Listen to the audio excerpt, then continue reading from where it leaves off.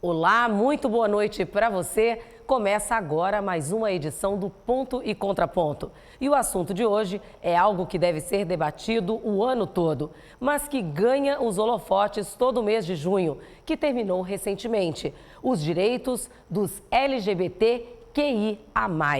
Os avanços vieram a muito custo, mas ainda há muito o que fazer. E para conversar sobre isso, eu recebo aqui no estúdio o advogado Marcos Vasconcelos. Boa noite, Marcos. Seja muito bem-vindo ao nosso programa. Boa noite, Estela. Muito obrigado pelo convite. Muito obrigado por ter também essa oportunidade de falar com tanta naturalidade, né, sobre um tema tão polêmico ainda na sociedade que nós vivemos. E estou aqui para poder contribuir. E antes de qualquer coisa, eu gostaria de começar falando sobre a sigla LGBTQIA+. Ela já mudou bastante desde que era apenas GLS, né? Qual é o uso correto da sigla? Eu queria que você falasse pra gente. Correto. Atualmente nós usamos LGBTQIA+. Existem algumas discussões que são LGBTQIAPN+. E por que nós não usamos só GLS? Porque GLS, depois de uma discussão na sociedade, na comunidade também LGBTQIA+, nós conseguimos chegar ao ponto de que GLS é insuficiente. E aí, para poder fazer com que seja incluído todos os membros, né, todas as pessoas que fazem parte da comunidade, como sendo extensa demais, seria importante fazer essa alteração. No Brasil, nós fazemos essas discussões por meio da Conferência Nacional. E aí, essa conferência, inclusive, não acontece já tem um bom tempo. E aí, por falta dessas conferências, é que nós não conseguimos, de alguma forma, fazer essa discussão e fazer com que a sociedade entenda que a sigla ela é importante e ela é extensa mesmo. Com certeza. E a gente está exibindo esse programa em julho, mas o mês do orgulho foi junho.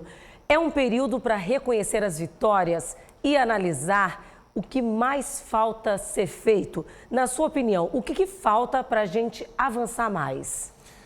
É um momento, sim, de vitórias, de celebrar o que nós já conquistamos. Porém, existe muito a ser feito. A gente precisa demais fazer com que as políticas públicas alcancem as pessoas, por exemplo, trans, as mulheres lésbicas que vivem em vulnerabilidade social, né, no caso, e também de enxergar, Estela, que nós temos várias questões específicas. Então, por exemplo, pessoas LGBTs brancas não sofrem as mesmas questões que LGBTs negras. Então, o fato de ser uma pessoa negra na comunidade LGBTQIA+, por exemplo, isso faz com que a gente tenha algum tipo de olhar especial, né? Fazer com que a gente possa, de alguma forma, encarar essas desigualdades que nós enxergamos para poder fazer com que elas sejam enxergadas. Então, assim, temos sim muitos avanços, né, conquistados, mas também precisamos avançar ainda mais. Essa pauta ela precisa ser colocada como algo do dia a dia, porque todos os dias existem LGBTs, somos LGBTs, né? E a gente não pode fazer isso apenas em alguns horários, em alguns momentos, em alguns dias. Todos os dias são dias, na verdade. É verdade. E algumas mudanças, como o nome social, o casamento e a possibilidade de adoção de um filho, foram um avanço e tanto, né? Não, com certeza. O nome social, ainda hoje, embora seja muito desrespeitado, né, pela sociedade, porque, por exemplo, eu recebo muitas queixas como advogado, por exemplo, de pessoas trans, mulheres travestis, homens trans, de chegarem a um hospital, por exemplo, e não serem atendidos com o nome social. Por quê? As pessoas hoje, Estela, têm muito essa ideia de que a pessoa trans ela é obrigada a mudar de nome, só que não entendem muitas vezes que as pessoas trans elas têm momentos de transição. Então, o nome também é uma forma como qual ela se identifica e, portanto, esse nome pode alterar. É claro que isso gera algum tipo de insegurança jurídica, né? Só que isso é uma coisa momentânea, transitória. Então, é preciso sim que se respeite o nome social, por exemplo, porque não existem obrigações, né? O casamento entre pessoas do mesmo sexo, por exemplo, foi um avanço também, só que quando eu falei agora há pouco, por exemplo, de pessoas negras, existem outras pautas que envolvem essas pessoas negras. Então, por exemplo, hoje nós discutimos, por exemplo, pensão, aposentadoria, né, entre casais, por exemplo, LGBTs. mas quando nós nos reportamos a pessoas negras, nós sempre temos mais dificuldade para poder colocar questões básicas. Então, a política pública de base não atinge essas pessoas. Então, enquanto casais gays, por exemplo, discutem essa pensão, homens negros encontram-se num lugar, né, de sempre vulnerabilidade afetiva, né, social. E aí, para poder alcançar essas pessoas negras, né, como um todo, é preciso também que se enxergue, né, esse espaço dessa desigualdade e fazer com que a dignidade, que já é um direito nosso assegurado, né, a todos nós, pessoas, faça com que também atinja essas pessoas para que esses direitos LGBTs, como não apenas a pensão, o casamento, o nome, né, que é uma questão, mas também políticas assistenciais de saúde pública, né? Como, por exemplo, pessoas trans precisam de hormônios específicos, né? Mulheres trans precisam de hormônios femininos. E aí, muitas vezes, Estela, existe essa carência, essa dificuldade, esse déficit de ter o acesso ao hormônio. E muitas vezes as pessoas acham que é só a parte estética, né? E não tem nada a ver com estética. Não há nenhuma obrigação com estético, de forma alguma. Perfeito. Agora, falando em nível local, aqui em Alagoas, quais são os maiores problemas enfrentados pela população LGBTQIA+. Hoje, os grandes problemas que nós temos aqui em Alagoas são problemas que repercutem em todo o Nordeste. Então, com mais uma crise acentuada que a gente vê aqui é a violência de gênero, né, da comunidade LGBTQIA+. Então, a mulher lésbica no interior, por exemplo, de Alagoas, sofre muito. Não são raros, né, os casos, na verdade, de estupro corretivo, por exemplo, estupro coletivo também contra essas mulheres lésbicas, porque existe muita dificuldade de entender que não é uma escolha, não é uma opção, né, é como a pessoa é mesmo, né? E é preciso entender que há essa diferença, né? Nós não somos iguais em nada, né? Somos no máximo parecidos. Então, existe hoje aqui em Alagoas essa dificuldade de contra mulheres, que já tem uma violência contra a mulher, né? Mas contra a mulher lésbica são 2 vezes mais violência. Então, hoje nós temos também um grande número, infelizmente, de mortes de pessoas trans no estado de Alagoas e em todo o Brasil, né? Isso é uma realidade triste que se repercute com grande frequência, recorrência no Brasil há pelo menos 10 anos. Uhum. E a gente precisa desse alcance dessas pessoas para que elas possam ser vistas, possam receber amparo, né? E a gente possa minimizar essa violência em Alagoas, porque, de fato, Alagoas, no ano passado, Estela, estava sendo colocado como o estado que mais mata pessoas LGBTs no Brasil. Pois é, muito triste, né? Os dados da ANTRA, e isso é preocupante demais, né? Muito, muito, muito. E existem políticas públicas que conseguem alcançar essa parcela da população, na sua opinião? Na minha opinião, eu creio que existam políticas públicas de saúde que são eficazes. Então, existem hoje, aqui no estado de Alagoas, ambulatórios trans, por exemplo, né, no HU, tem aqui no Jacintinho também, na Firma, né, que fica aqui perto. Então, nós conseguimos, sim, algumas políticas que são eficazes. Só que não é uma conquista, uma política que ela é plena. Ela está ali e precisa sempre colocada para poder ser lembrada. Não é suficiente? Não é suficiente. É sempre uma luta muito grande, porque o pessoal consegue no mês uma normalidade, no outro mês já não está tão normal assim, e aí fica sempre nessa oscilação que prejudica muitas pessoas LGBTs, por exemplo. E aí fica complicado, né, esse atendimento. Existe, mas não é suficiente. Exato. É preciso muito mais atenção, Estela. Muitas vezes, em ano eleitoral, como nós estamos, né, é colocada essa necessidade, muitas instituições tentam fazer esse acolhimento e ele é feito da forma como pode, só que a gente precisa de mais. Um ponto que preocupa toda a sociedade é a violência contra a população LGBTQI APN+, e que pode respingar em outras pessoas, como foi o caso recente do homem assassinado porque defendeu outra pessoa de um crime homofóbico. Como sabemos, quando há um crime, contra pessoas LGBT? A luta contra a LGBTfobia, Estela, não é só de quem é LGBT, é de toda a sociedade, porque como você falou e trouxe agora, o caso do homem que defendeu uma pessoa, um homem gay, eu creio, né, ou uma mulher trans, enfim, isso também traz para si a violência, né? Então, nós estamos sobre um viés social onde quem defende aquilo que, entre aspas, julga errado, também está errado. Sim. E isso precisa também ser alterado. Ocorreu também no Recife, ano passado, num restaurante também lá em Boa Viagem, que uma mulher foi usar o banheiro feminino, uma mulher cis, portanto, uma mulher que nasceu, né, com o sexo biológico feminino, com o órgão genital feminino, e aí ela foi ao banheiro feminino e um homem olhou para ela e disse que ela não era uma mulher cis, era uma mulher trans, e começou a espancá-la. Então, assim, uma mulher que não é trans, que não é LGBT, né, uma mulher hétero, cis, casada, né, que, enfim, não tem nenhum tipo de problema com a sua sexualidade, enfim, né, passou por esse tipo de problema e agredida, né, como se fosse uma mulher trans. Então, esse combate à violência é um papel fundamental de todos e todas nós. Não tem como a gente falar sobre dignidade até a página 2 e acabar. Teve um caso também na Bahia em que um pai e um filho foram agredidos porque os confundiram com um casal gay. Exato.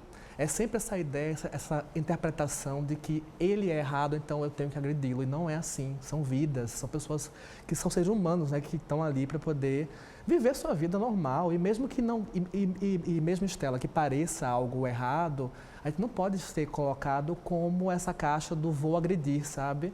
Não é a violência que pode responder por isso. E violência não vai resolver nada, né? De forma alguma. Verdade. De forma alguma. E é fato que as pessoas trans, elas são mais vulneráveis? E pessoas trans estão numa margem de vulnerabilidade muito grande, né? Saíram pesquisas já há algum tempo de que a vida de uma pessoa trans iria até os 30 anos, né? Então, isso é muito pouco. E muitas pessoas trans vivem em situação extrema de miséria, de vulnerabilidade, não conseguem inserir no mercado de trabalho, tem muita dificuldade de ser colocada, por exemplo, até nas funções mais básicas, entre aspas, assim podemos dizer, como doméstica, porque não querem colocar uma pessoa trans em casa, não querem colocar sempre essa pessoa visivelmente, né?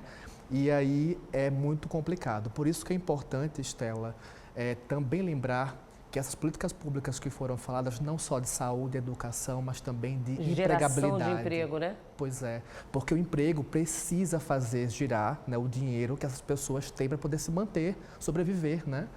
Não é só a questão básica em si, né, mas é também dar o direito e dar também a oportunidade de fazer com que essa pessoa cresça. E existem leis que punam as pessoas que cometem esses crimes que a gente falou?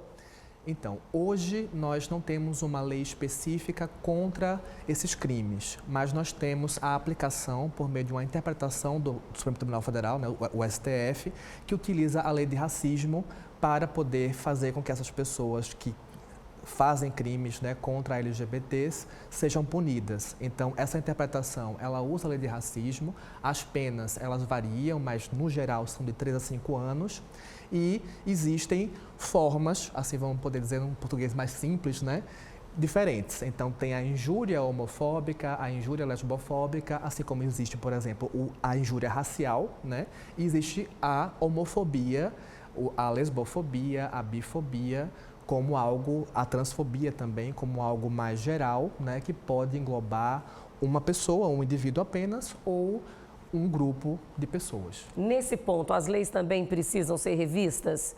Com certeza. É preciso, além de serem revistas, porque a lei de racismo, na essência, ela é aplicável, sim, eu entendo, né, porque a essência do crime racial, o crime racista, ele tem contra o indivíduo negro essa questão da raiva, de querer sempre colocar a pessoa negra abaixo, estar sempre subserviente, né?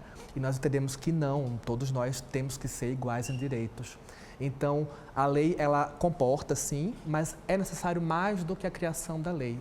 É também necessário também que o Poder Legislativo nosso, brasileiro, ele possa enxergar além do religioso, além das crenças que nós temos pessoais, porque A crença religiosa, ela é um direito nosso, sim, mas a partir do momento que a crença, ela invade outras pessoas, ela mata, ela agride, ela violenta, não é mais um direito, né? A gente precisa colocar sempre na vida, Estela, limites, né? Tudo tem limite, na lei também tem limite. Então, quando a sua crença faz com que outra pessoa se sinta ofendida, violentada, não é mais uma crença, é um crime. E, portanto, é preciso também que haja essa conscientização. Empresas podem ser punidas por atitudes de funcionários que sejam LGBTfóbicas? Com certeza. Atualmente, nós tivemos uma decisão, né, no shopping da parte alta de Maceió, que foi condenado, junto com a empresa de segurança, a indenizar uma mulher trans que foi expulsa do banheiro feminino, né, que foi pago o valor de R$15 mil. Esse valor, ele é um valor de indenização cível, né, ou seja, é um dano moral. E, portanto, qualquer tipo de situação que tiver envolvendo empresas, sejam elas terceirizadas ou empresa principal ou uma holding, que é um grupo de empresas, todas são e deverão ser responsáveis pelo crime que praticam. Inclusive, Estela, só para poder dar um alerta, né? Várias empresas têm procurado para poder fazer a compliance, por exemplo, que é um serviço de questão judicial, né? Por muitos advogados e advogadas que trabalham com diversidade hoje. Sim. Então, é muito importante que essas empresas conscientizem o quadro de funcionários para poder fazer com que a responsabilidade da empresa ela seja visualizada, só que de alguma forma terceirizado para um funcionário, porque se o funcionário recebe essas consciências, né, essas legislações, e ele sabe que aquilo é errado, se ele for praticar, é por sua própria conta em risco. Entendi. E mudando um pouco o foco, o recorte racial na comunidade LGBT é algo fácil de ser identificado? Existem problemas diferentes envolvendo pessoas negras na comunidade? Sim, existem. E isso é uma coisa que precisa muito ser difundida, né, ampliada, porque o racismo, ele está enraizado na sociedade que nós vivemos e ele tem uma tecnologia própria. Eu falo tecnologia porque ele sempre tem mecanismos e ferramentas muito sutis. Sim. Então, hoje, nós temos uma maior amplitude de informações, o acesso ele é maior pela internet, pelos meios de comunicações, só que hoje não é apenas importante fazer com que a gente possa apenas saber o que é errado, mas é não repercutir, não reproduzir o que também significa essa violência. Sim. Então, as pessoas negras, elas sofrem com o racismo e também na comunidade LGBTQIAPN+, vai passar a sofrer ainda mais pelos efeitos de serem homens gays, mulheres lésbicas, mulheres trans, homens trans, né?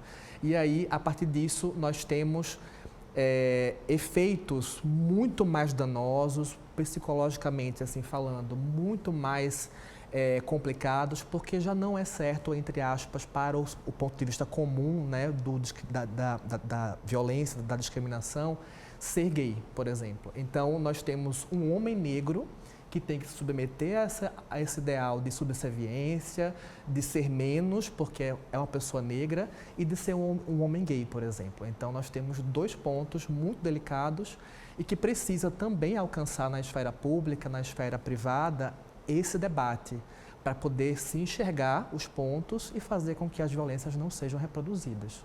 Doutor Marcos, muito obrigada, né, pela sua participação aqui no nosso programa, esse bate-papo tão interessante, nos informando sobre esse assunto.